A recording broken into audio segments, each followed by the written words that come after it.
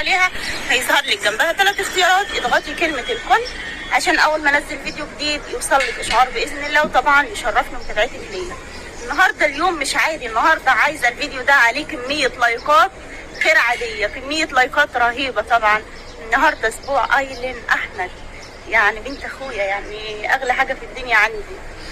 النهارده بقى يا جماعه انا قررت اجيب لها هديه بمناسبه السبوع. انا قايله لكم طبعا السبوع انا اللي عاملاه، بس السبوع ما هوش هديتها خالص، لازم اجيب لها هديه كويسه كده يعني تليق بيها، مع ان انا مهما اجيب مش هيليق بيها اصلا.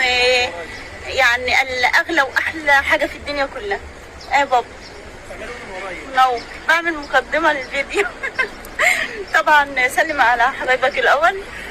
السلام عليكم حبايبنا الغاليين المحترمين، ما شاء الله ما شاء الله على متابعينا كلهم، بيقابلوني في كل مكان، كل متابع الاقيه احلى من التاني، وكل متابعه الاقيها احلى من التاني.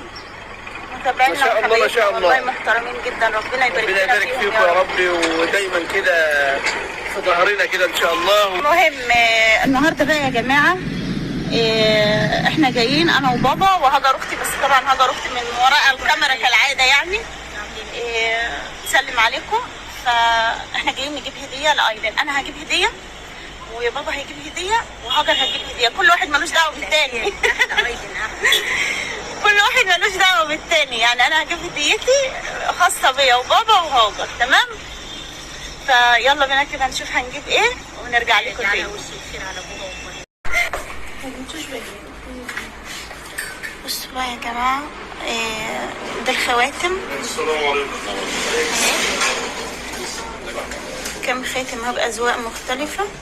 عايزة اقول لكم ان الحلق ده خلاص بابا اختاره، ده خلاص بابا اختاره. جميل ماشي، ده هيبقى تبع بابا الحلق ده. والخواتم ده ذوق وده ذوق، ده اذواق مختلفة، بس الاتنين دول كبار شوية عن الاتنين دول، فاحنا اكيد هنجيب من صغير شوية. ده انسيالات اهي. انا بقى عايزة اجيب دي اسورة ودي غويشة اهي، بس انا في رأيي اجيب الغويشة. قولوا رأيكم بقى، الغويشة ولا الاسورة؟ ودي سلاسل برضه، دي اذواق خواتم برضه اهي، اذواق جميلة ما شاء الله، بس انا حابة الغويشة امتن للطفلة، يعني امتن للطفلة. انتوا قولوا لي رأيكم، ذوق حلو ولا ايه؟ الغويشة متينة وحلو. رأيي الغويشة جميل، دي ذوقها حلو، بس حاساها مش عملية للطفل اكتر يعني. مش عارفة، هو ده رأيي. عشان السلاسل اللي فيها، لكن دي كده متينة. فقولوا لي برضه رأيكم في التعليقات. هو ده رأيي. عشان السلاسل اللي فيها، لكن دي كده متينة. فقولوا لي برضه رأيكم في التعليقات. طبعا يا جماعة جبنا الهدايا واستقرينا خلاص، وكل واحد فينا جاب هدية. انا جبت هدية وهاجر جابت هدية وبابا جاب هدية. اهو هاجر بتقول الدهب معاك يا بابا، الدهب معايا اهو. الدنيا بقى احنا مروحين في الطريق اهو، فاحنا في السبوع وكده انا هقدم لها الهدية. انتظروني بقى، ويا رب الهدية تكون عجبتكم انتوا كمان. اكتبوا لي في التعليقات ايه رأيكم. جميل.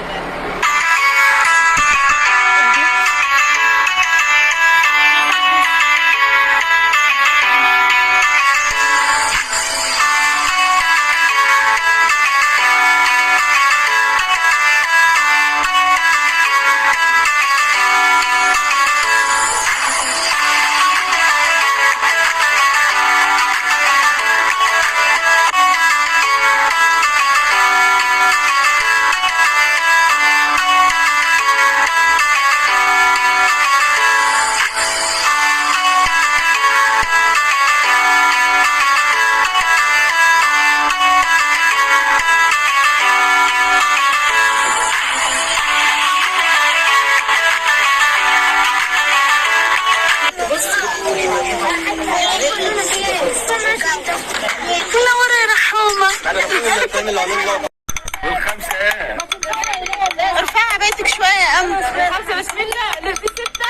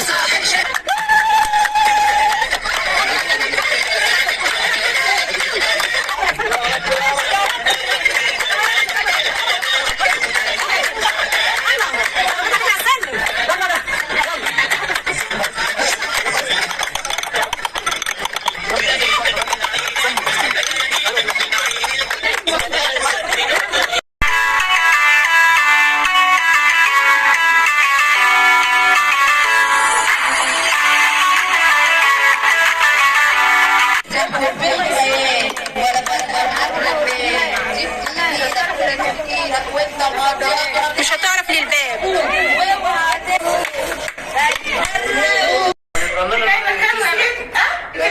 مش مليان؟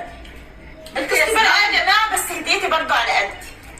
مش مليان الكيس؟ يلا بقى يا جماعه كده نقول بسم الله الرحمن الرحيم. اقدم هديه الكبار الاول. جميل. اظبط بص عليه اقول لك اهو. بابا وماما. ديت ماما فاديه وبابا كمان، طبعا هم اللي جايبينها. فاتفضلوا بقى وريهم الهديه بتاعتكم. اتفرج بالله. عندي فين يا اولاد؟ مش المفروض تبقى حاضره؟ احمد خيرات يجيب هبطت في السبوع وعماله اقول لهم الغربله لا. المفروض هي تحضر اللحظه الجميله دي عشان بكره في يوم من الايام تتفرج على الفيديو ده. يا بابا شايلها يعني انت كنت بتاكل غربان غربان كمان مره. لما غربلت النهارده لما شبعت. لا والاخر لقيتها بعد ما غربلت ودتنا البيت وقامت ماسكه الغربان على السلم كده طلع يجي مش عارفه قالت كلمه ايه لا ما بنعملش الكلام ده عشان ماما بس ما بتعرفش لولا حبيب برضه. حبيب جده يا ولاد. حلو الجو، حلو الجو حلو. بهدلتوها النهارده، بهدلتوها. لا بسم الله الرحمن الرحيم. تعالى يا قلبي شوف الهدايا الذهب بتاعتك يا روح. ابيض. ده بصوا، ده الليله دي هتنام نوم مش هتصحيكوا كل الليله. صارت الليله دي هتنام نوم من اللي شافته. ورينا يا بابا بقى كده الهديه بتاعتها. احلى هديه لاحلى ايلن في الدنيا كلها. انا كنت عايز اجيب لها حلق 5-6 جرام، يا لهوي لكن الراجل قال لي اقصى حد في الاطفال جرام ونص. عشان ما هو جرام ونص تقيل عليها اصلا. انا استغلطتهم ان جابوا جرام ونص. كان جرام حلو. كان هناك نص جرام وكان هناك جرام على فكره انت كده مش هتعرف تلبسها الحلق ده دلوقتي عشان ان شاء الله بعد بكره هو قال لي هاتها لي وانا البسها. لا هيسقط ودنها كده تقيل على ودنها. يا يا بابا ماما بعد ما اصلا مش هنلبسها دهب دلوقتي، احنا عاملين لها شنطه مجوهرات. يا جماعه قولوا لنا في التعليقات، هل ينفع شايفه تلبس حلق جرام ونص وهي لسه مولوده؟ تحفه وذوق تحفه. ذوق الحلق ده بقى. المشكله ان الذهب لما بتقرب ايوه كده جميل. ما شاء الله. هو ده رجولة في عيد ميلادها بعد سنه. يا رب يا رب يا رب يا رب. كده يا رب ما ربنا يبارك فيها ينبتها نباتا حسنا يا رب. ما تحرمش منك ابدا، ولا من خالتها ولا من عمتها ولا من متابعينها ولا كل الناس. بصوا بقى يا جماعه، جميل ذوق جميل.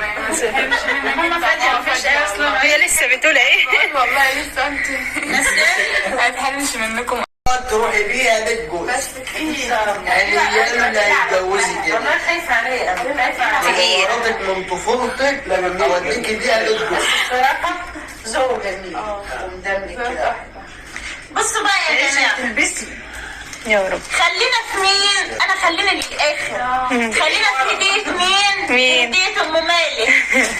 لا يعني هديه ام مالك وابو مالك. قلت لك احنا هنعمل شكاره مجوهرات ما باذن الله باذنك انت يا رب، طول ما انا عايشه كل عيد ميلاد لها كل سنه لازم اجيب لها قطعه من الذهب. يا واد يا واد. وما يتباعوش ويفضلوا ذكريات. والله لا تروح بيها بيت جوزها. بتلبسهم لعيالها. حتى لو الذهب صغر عليها مش هنبدله باذن الله باذن الله. ربنا يبارك فيها اقل بإذن حاجه. الله ده أول خلفة ليها بنات، ومش هفرط في أي حاجة دهب ليها اللي غير بقى هي بقى إما تاخده وتروح بيت جوزها بقى. هي حرة بقى هي وعيالها. عايزة تبدله لعيالها، عايزة مش عايزة تبدله لعيالها بقى يبقى مالك بينام على روحه. مش هتلاقي أحسن من ذوق جدهم طبعا ونينتهم وعمتهم. تسلم، ربنا يبارك فيها. صح يا ولا انت وربنا يوسع عليك يا كل الكلام الحلو ده انت يا ولد. يا بابا ربنا يبارك فيها. اهم حاجه يا جماعه ادعوا لها كده، ربنا يبارك فيها ويحفظها كده وتكبر معاكم. يعني كل سنه بسنه كده تكبر معاكم يا رب. ولما هي بنتنا هي بنتكم برضه. سيبي لك على خير. على ايديكم. ايلين مولود على ايديكم، يعني انتم متابعين ايلين وموجودين معاها، وايلين موجوده في حياتكم وانتم موجودين في حياتها يمكن من اول يوم امها حامل فيه. اما بتنام هبطت النهارده. ده انا كنت مش متوقعه ان تطلع السلم. لا ما شاء الله. ده يا عيني كان جاي لها صندل ما عرفتش تلبسه، لبست الكوتش عشان تعرف ما يتخلعش من رجلها، مش قادره تحرك رجلها. اصلا ان انا اتكلم اصلا خالص. ان حبايبنا كده يشوفوا ايه هدية ام مالك وابو مالك. طبعا اول ما هيشوفها انتوا استنوا عليكم ما تبصش يعني. شفت ربع كده جميل زهرة؟ جميل. وريني كده يا باشا. ايه رايكم؟ ده خاتم اهو يا جماعه. يا ولد يا رب كده في الافراح كده يا رب. عقبال يا رب ما يجيب لها في كل عيد ايه ميلاد. رايك؟ خدي يا اموله شوفي كده. شوفوا الهديه اللي انا جايباها. اظن انتوا شايفين معايا وانا بشتريها. وريني كده يا انا اخترت دي بقى يا جماعه. جميلة شوفوا انتوا محدش يشوف. انا شايفه في الكاميرا. ايه رايكم؟ جميلة. جميلة جميلة. ايه رايكم بقى يا جماعه؟ الله. وايه؟ رجل يا لوك. ربنا كده يبقى بالهدوم لا لا كده حلوة يا احمد. هدوم ايه؟ يا الله. مش قلت لسه بدري على ما تتلبس. ما كانش في صغير بيقول لعلمك يا ماما بقول لها شهرين ثلاثة، ده هتتلبس بعد شهرين ثلاثة. ايوه هي العين هي ضعيفة العيل قول هيزيد. لي اصغر حاجة للاطفال. ان شاء الله لسه عندنا شويه تانيين كمان جوه. بوكس بقى وايه ونلم الحاجه دي. انت تجيب لها صندوق كده عشان كل سنه هتلمي لها نفس العينه دي. امها بقى هي انا مسلم ايلون لام ايلون يعني. في عشان تاني. خاتم وشها افتحها كده يا احمد. الله الله. كويس يا امل ان شيماء جابت قبلي، لان انا شفت اخو الخاتم ده في المحل الخمسة وخميس ده. ده الخاتم بتاع شيماء يا جماعه اهو. فاكره اسمها انا عاوزه اجيبه قلت كويس. جايباها هي وبعدي وكانوا قلنا يعني برضو يشوفوا امل وجابوا لها الخاتم ده. سيبه من اين. ادعوا لقايلونا كده ربنا يا رب يبارك فيها ويحفظها ويشوفها اسعد في الدنيا. لا لا حوش تعالى شويه كتار. حوش الفواتير دي يا اسماء. عندهم الفواتير دي الفواتير ده بس يا مودة. ربنا ما يكتب عليها اي حاجه وحشه يا رب. يا رب ما يكتب عليها الا طبعا بقى حبايب قلبي والله حابه اشكر ابله اسماء جدا جدا جدا. انت كمان؟ على كل حاجه عملتها. طبعا ربنا يسعدك. انتوا عارفين ان هي اللي كانت قايمه بالواجب كله بتجهيزات الاسبوع. وكانت اشتراك حاجات الصغيرة كلها. وغير كده جابت لايلن وويشة وعاملة معانا بصراحة الواجب بزيادة. والله العظيم ان شاء الله ان شاء الله ان شاء الله مردودة. والله مردودة في احلى حاجة طبعا في الايام اللي جاية دي ان شاء الله. ربنا يتمم لك على خير ويكمل لك كده فرحتك على خير يا رب. واشوفك كده احسن عروسة يا ابله اسماء وما تحرمش منك ابدا ابدا. وربنا يخليكي لينا ويخلي برضه ليكي ويخلينا لبعض يا رب يا رب. يا جماعه سيبوها بس اما الوجع يروح شويه. هي اللي هتقول انا عايزه اجيب تاني. لسه ورور. عشان لسه تعبانه. ورور يا بنت. انت لسه ورور. لسه شمرتايش. ولا مش نفسها على خير يا رب. يا رب. خلاص خلصت لحد انت لسه شمرتايش ورايق. العدد مش خلصت يا قلبي. طبعا احنا تعبنا اليومين دول وبالذات النهارده بقى مرهقين جدا جدا. بتجر من لساني. لا انا بدي نبذه بسيطه. ما النبذه دي بتمرني من لساني. هلاقيك بتبداي تتكلمي في الموضوع هتلاقي جمهوريه احمد ولا نازله. في ناس دلوقتي هتفتكر ان هو فرحي بس لا بعيد عن فرحك. لا بس بعيد عن في مفاجأة قوية جدا جدا وفيديوهات مختلفة جدا جدا هتنزل لكم الفترة يعني يعتبر 10 ايام كده. لا انا امل بس تشد حيلها. يما ده احنا النهارده 13. ايه؟ النهارده 13. يلا انا يعني تعدي كف ونص صابر.